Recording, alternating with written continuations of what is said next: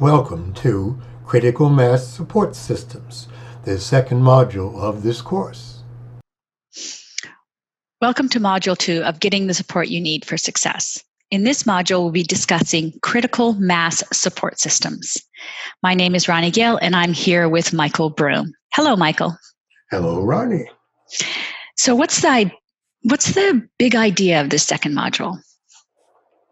As a leader, you constantly have new ideas, new projects, new procedures that you want to implement on behalf of your organizational goals. Most new ideas meet with some resistance from those who, for whatever reason, don't think it's such a hot idea. Fortunately, everyone does not need to be in full engagement for a successful implementation. However, you do need a critical mass of support from those who have responsibility for its implementation and its success. This second module will cover a process we call systems mapping for building that critical mass of support. A project will succeed when it has a critical mass of support from the members of the human system who have responsibility for its implementation and its success. Okay, great. Can you say a little bit more about what you mean about critical mass? Sure. Critical mass is the minimum amount of support needed to sustain the successful implementation of a project and sustain the change it represents. For those of you who have read Malcolm Gladwell's Tipping Point, critical mass and tipping point are the same thing. The question always comes up, how do you know when you've reached critical mass? I'm afraid there's no scientific answer available. When I'm working with a leader, I know we've reached critical mass when the resistance to a project is no longer holding the project back. Okay. So when you say the resistance is no longer holding the project back, does that mean that you have full support of everyone who has an interest in this project? Not at all. But you will have the support of the people responsible for its implementation and its success. Now, that doesn't mean that all the decisions have been made yet, but so we're just talking about having the support that you need, not making decisions. Okay, so that's helpful. It's really about how do you move a project forward and not necessarily having 100% agreement on all aspects of this project. Is that right? Yeah, if you had to get to 100%, few projects would go forward. That's true. All right. So what are you doing now? Okay.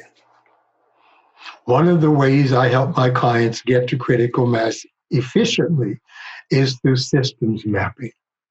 It is a process for identifying the key people responsible for the implementation and success of a project, and then recruiting that support one person at a time. Then at some point, we might bring them together as a group to make the decisions that need to be made.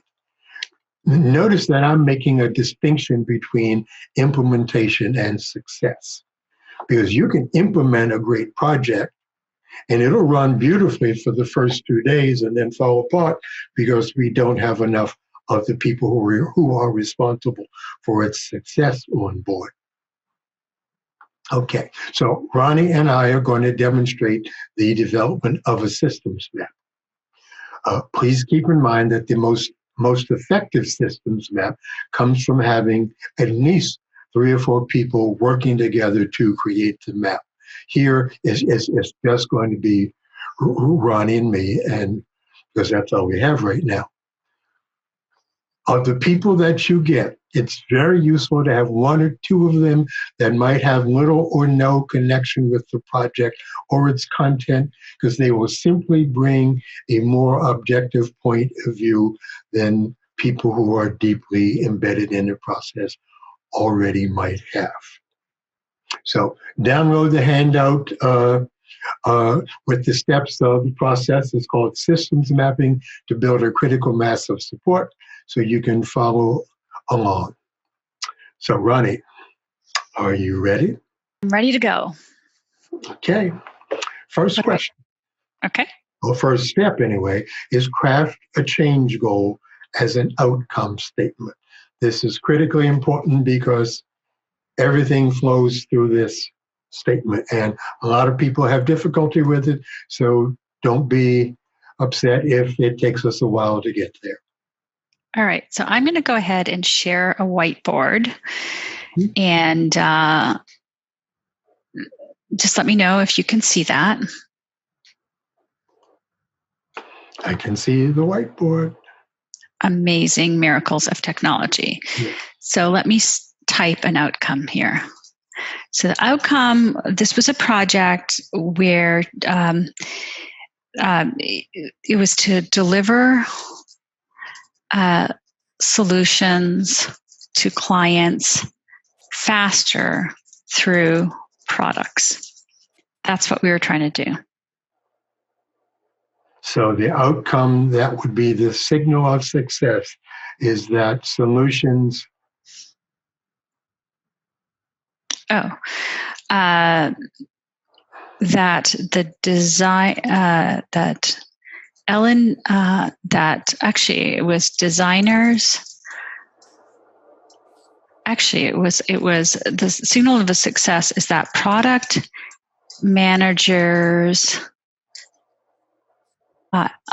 So the sort of I just call them learning product managers and client service staff were able to deliver projects without designers. Okay. Deliver projects without designers.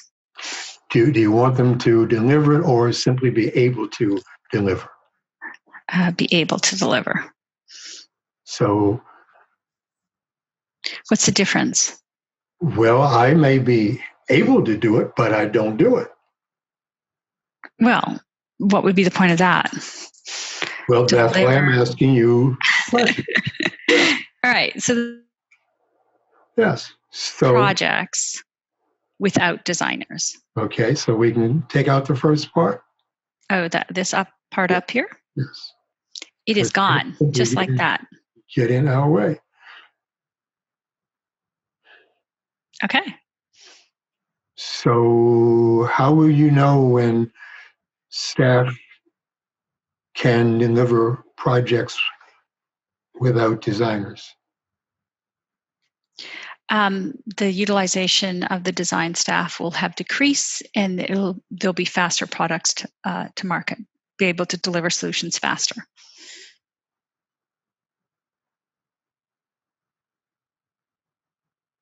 Okay. So is there something that, okay. So you will know that the designers won't be asked to work on these projects any longer. And how would you know that they're no longer being asked to do that? Well, we have a staffing model, and then they wouldn't be staffed to this project. So there would not be requests for their time on certain types of projects. So the success we know, so success will be when there's decreased utilization. I don't know what to call it. Decreased time on that when designers reduce their time on particular projects, particular types of projects, and these projects are implemented faster. Mm-hmm.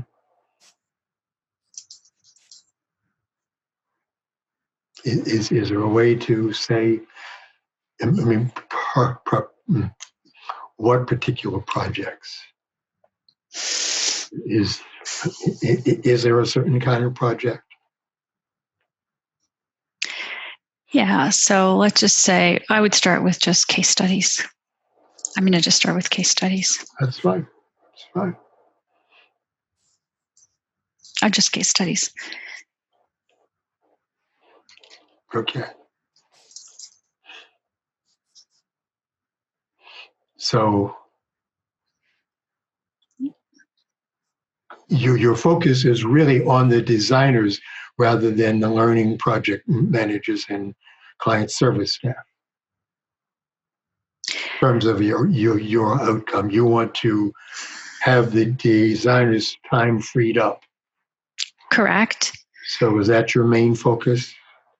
That's one. There's two things. There's free up the designer's time, which will then result in, and then have the project managers and the client service staff use these products to put things out there faster, so designers are not involved. So there's two parts to that. Good. Okay. Because we can say, designers can say no, but other people have to say yes. Yes. Okay. So then for your first statement, so that they will be able to deliver projects without designers through using the new products. Yes. So let me just move this out of the way. So it doesn't actually let me edit the. Really? Huh. Interesting.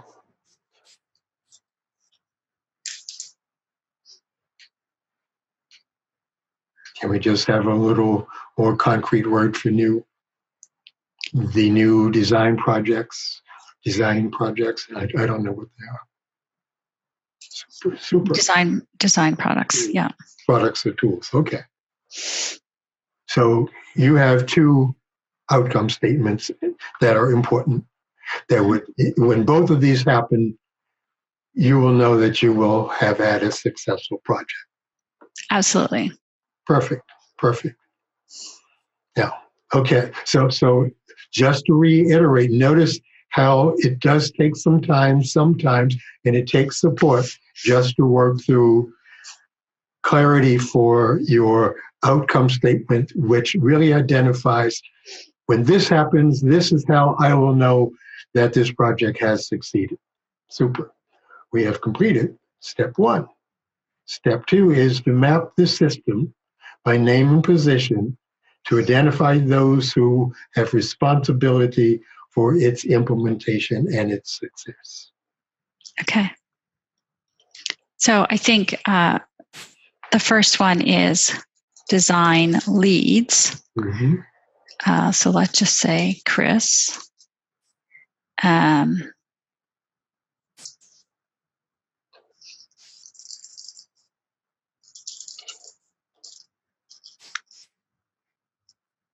Emil. Who are the other people?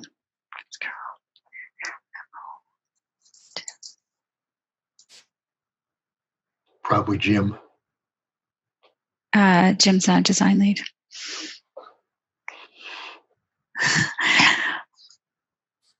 But let's call him Bob. Okay. Who else? Well, there's the, I think it's the project manager leads. Okay. Which are represented by Andrew.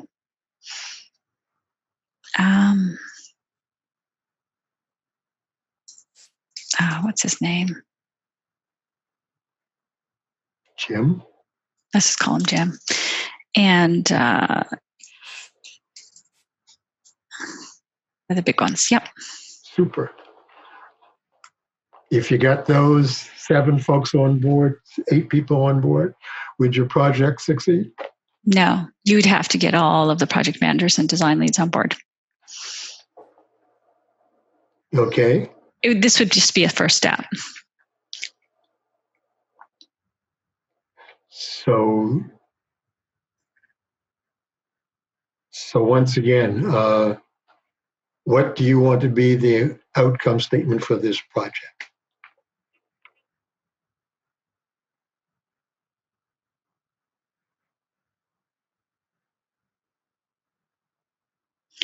Is to reduce designers' time on case studies and have reduce designers' time on particular things that are products and have these things implemented faster. So you're still happy with those statements? Yep. Then who are the other folks that need to get involved?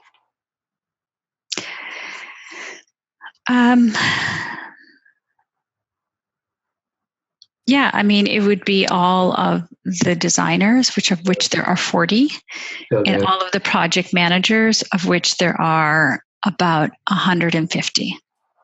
Okay, so let's do two groups of those people. Okay. Well, you mentioned two groups of people, so I'm just saying put them down there. So You want me to put all 40 designers down there? put down 40 designers. Can I just say 40 designers? That is what I was suggesting.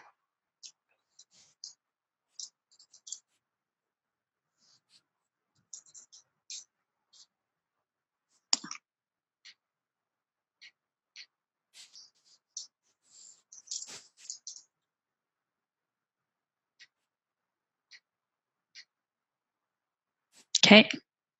Okay, who else?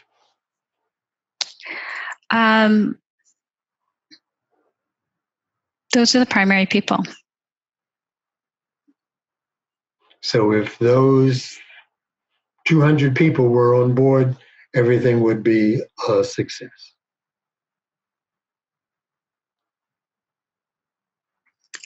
You do need to have key clients on board, but I think that one is actually optional. So I'm going to edit this because I'm going to actually cross this out because I realize this one is hard to do. This is not really going to be, it's going to be really just these two people. Okay. Mm-hmm. And how about you?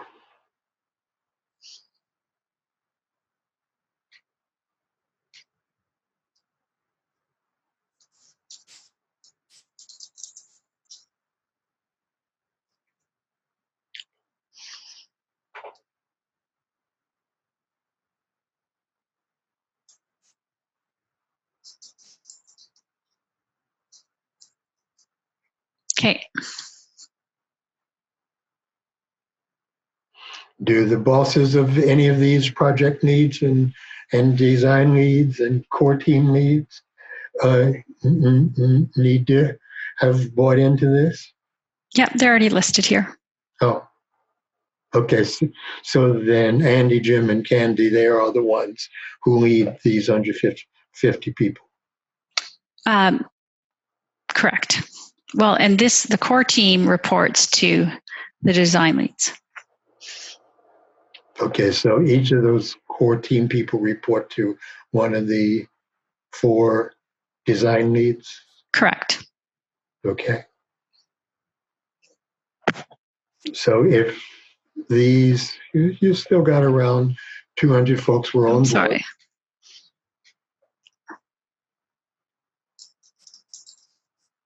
Mm-hmm.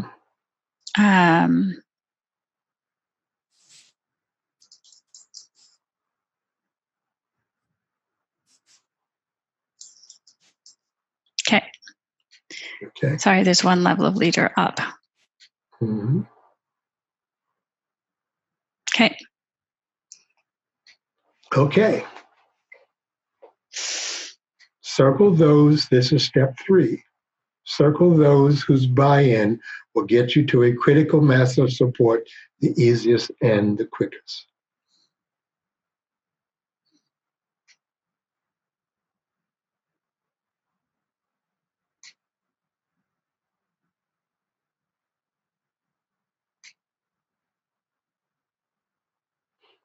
So you've circled all 40 designers. Yeah. Do you mean to do that? No, I need to start there. Mm-hmm. And I see you have not circled Jonathan and Katrina. No, I have not. Because they're not, this is more of a grassroots initiative. So they need to be kept informed, but they don't necessarily need to approve of it. Mm-hmm. So once you get down the road a piece and Jonathan doesn't like it, could he kill it? Sure. Then I think you need to circle him. Okay.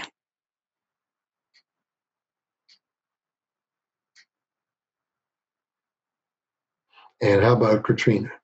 No. Could she kill it? She could, but she's not going to. It's Jonathan he's the one who's the ops leader and needs to buy in. Okay. This is not about if they would or would not. Could Katrina kill it? Sure, she could. She could kill anything she wanted to. Yeah, so then please put a circle around her. Okay, well, she won't, but that's not the question. I understand. She could. Okay, yes. So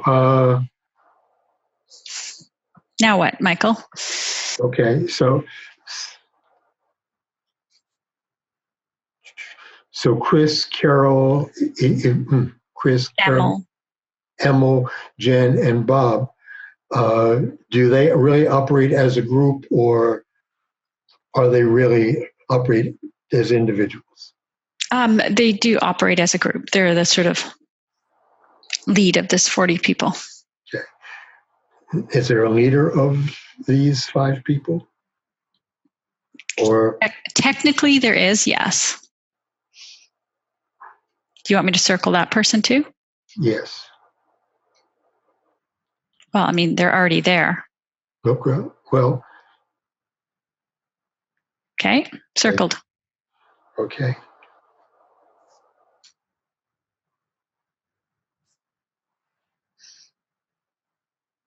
Now what? Is there a first among equals for Andrew, Jim, and Candy? Nope. They're all equals. Okay. And how about for the core team? Yeah, that would be me. Okay. Then we're to step number 4. Okay. Prioritize those who you have circled in terms of, if you go to this one first, that'll help you get this one here. And then if you go to that one first, it'll help you get that one there. So you need to go to all 3 of those together. Yep. Okay. Oh, sorry. And then I have to. Yeah. Right. And we just need a number now. So which one would you go to first? Do you want me to list them in order I would go to them in? Or just put a number by each one. Okay. If you want to make a list, that's fine too. I think it's easier to make a list. Okay. So let me actually, so this is where this gets a little awkward. Let me move this over here. I see it. Yeah. Good. But you did well. All right. So this is, so you're asking me to make a list of what? Of the core people? Right. The key? Who would you go to first? That would make it easier for the others. Yeah, for me, it would really just be, let's see. It would be in this order, Jen. Mm-hmm. And then it would be Chris, Carol, Emil, Bob. Cool. And then it would be Jonathan. And then it would be Andrew, Jim, Candy. Mm-hmm. So when would you check in with Jonathan and Katrina? If I check in with Jonathan, I'm checking in with Katrina. So are they first, 10th, number 5? Oh. I put them in order. Oh, I got it. Then how about Anna, Lisa, and Lance? Well, they're like 0. I mean, they're the core team. So I don't really need to check in with them. They're part of the team. But you need their support, right? Of course. Well, then they need to be up here.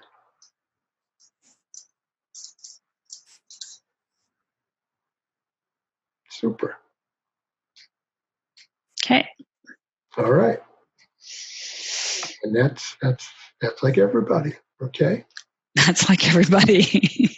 Well, that's everybody that you have up here. Right. Coming from the perspective that Jen and her group are going to go after the 40 designers, and Andrew, Jim, and Candy are going to go after their 150 project managers, right? No, they would probably ask me to do that.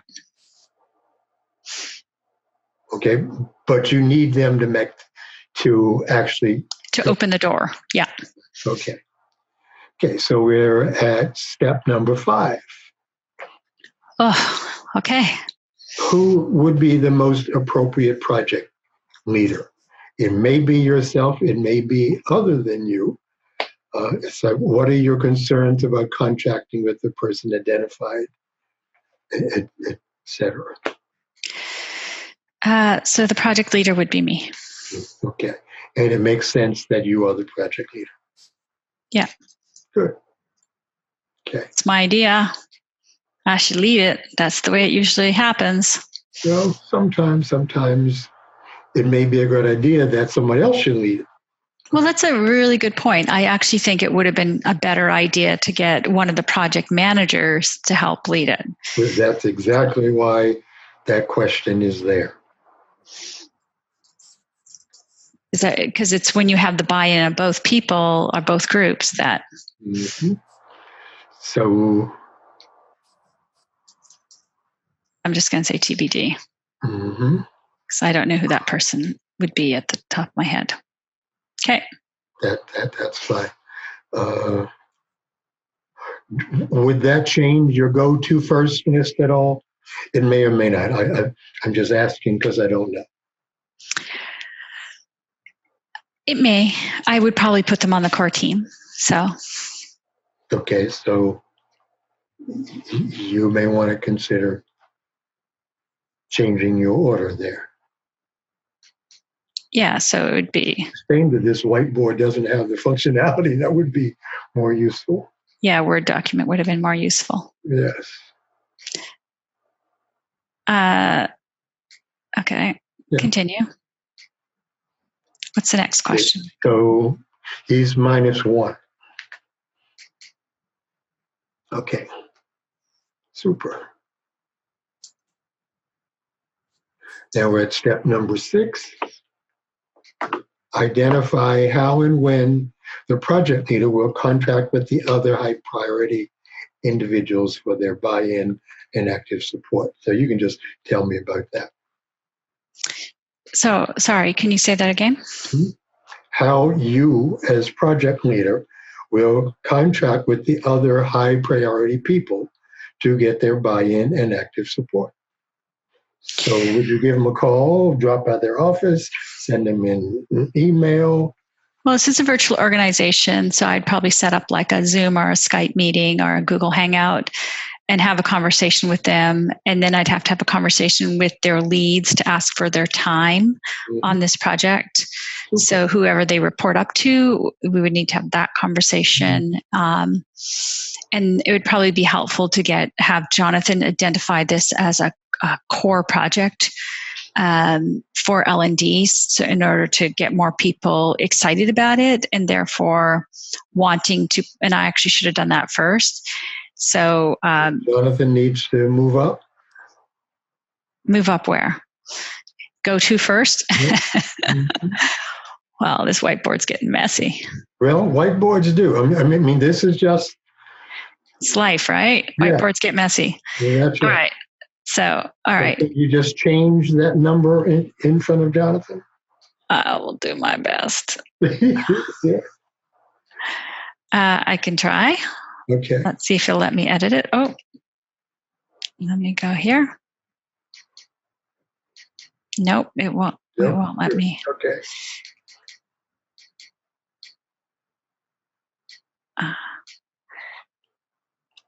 So please forgive me for everyone who's watching this torturous thing. Oh, hold on. Okay. Yeah. So this is exactly why doing a systems map is so useful. It pushes you to think about this stuff quite differently. All right. Right, and sloppy is fine because afterward you can clean it up and make it look pretty as you want to. But this gives us the idea that we are after here. Super. Accidentally changed all the colors too. Please continue. Okay. That's okay. Yeah. Okay, final question.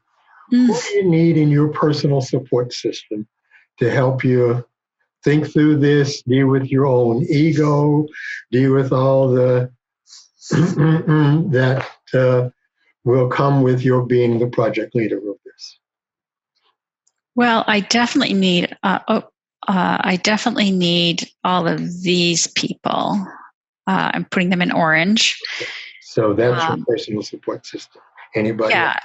yeah. I would need Jen. Mm-hmm. And those would be the primary people I'd want, Sure. and maybe one or two designers. So I'd have to identify those people. Yeah, that's fine.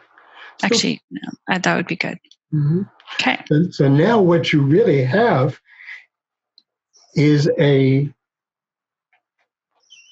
semi list of tasks that you need to do to get this project underway and have a decent critical mass support system. It was a lot of work putting this together, and just, and it's going to be a lot of work trying to make this happen. Yeah. But I think to me, the critical insight here was once we did this to really think, I really need Jonathan to put this as a top priority for the organization, or, one of the sort of, things that we're trying to achieve this year. And then that will get a Gartner support. Say, hey, this can be a part of because this is one of our key objectives for this year. Hey, people who join on to this, guess what? You get to put it on your annual review or your project list and get that reviewed by me, by Jonathan, by Jen, by somebody, right, who can review your project. So I think that's a critical way, because giving back to the organization and kind of giving your knowledge back to the organization is a critical part of what we do. So that to me was the biggest insight, and that I needed to get a project manager on board from the people from the other side. That's why doing a systems map requires a group of people, because one person trying to do a systems map by themselves won't see all the things that they will miss if they do it with a group of people who can help them think it through. So it's like you even need a support system to come up with a systems map to build a massive support. Now, it just shows you how important support systems are for almost anything. Well, absolutely. And can I share with you, because this is a project that I actually did attempt to implement, what happened? Sure. So, I didn't have a clear outcome statement.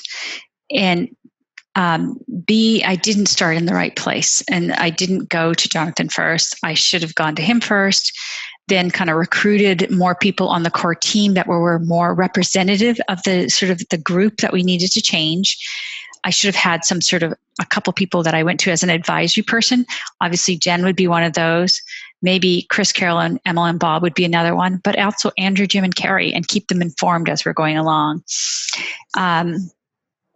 So instead of that, I was like, I want to do this thing. And I recruited a bunch of people, and I went and did this thing. And the interesting thing is, then I started launching it, started talking to different groups, and we went through this process. And it was kind of successful. Apparently it was, it took about 6 months to really, we put these products up there. And what was really interesting is there was a whole group of people I didn't even know existed that wanted this. And that was learning and development staff from outside the US. And they were constantly pinging me saying, hey, how do I do this for my group? And I thought, oh, well, that's really interesting. And so that emerged out of this whole process. And I think had I known, there's no way I could have known that at the time. But had I done a systems map, I might have. Other people, you may have avoided many of the pitfalls that you kind of stepped into? Yeah, I think the biggest pitfall was thinking about this as a grassroots campaign, when really it had to come from both sides. It had to have leadership support, and yes, it had to be grassroots. And I should have involved more people in creating this. And so, I mean, there were some aspects of it that were very successful. But yeah, and I think, yeah, the hardest part is just that inertia around changing behavior and getting the ball rolling, that critical mass that you need to get going. And if I were to do this again, I would think through who are the influencers in each of these groups and target them after we had a couple things to target them with. And I would have just started with, a handful of products and gone, and I should have created it with them. I should have sat down with them and said, okay, let's create this together. Let's just do a session together and be more of a consultant in the process rather than, hey, look at this cool thing I made. And I think that you like that, right? Right. So we're just talking about systems mapping right now. Okay, I'm sorry. I'll stop then. Until next time. I was getting all enthused about it. People. Yes, you were. I was. Right, and we will get into all those other things as the course unfolds, for sure. But notice how enthused Ronnie got, which shows you how valuable a systems mapping process can be. And notice that you cannot do it by yourself and have it be really useful. To see the holes in your own thinking of the human system that you need to support you in having your project succeed. Ronnie, I really want to thank you for being willing to go through this. Michael, thank you for helping me with this. I have to say, in all honesty, this was really painful to have to think this way, but useful. Yes. Okay. Until next time. Well, shall we talk about our next course? Michael, what's your next course? Our next course is called Building Agreements for Success. Now, what Ronnie has done, she has built a list of the people that she needs support from so that she can get this project really off the ground and moving well. She needs to contract with those people. She needs to build a set of agreements with those people around what that support that she wants from them looks like, how they're going to deliver it, when they're going to deliver it, and all of those things. That's what we're going to cover in the next step. Because if she doesn't do that, then she won't get the support that she wants. And all leaders need support from the folks that they need them to follow. That's our next course. It's going to be a great one. Can't wait. Until next time, Michael.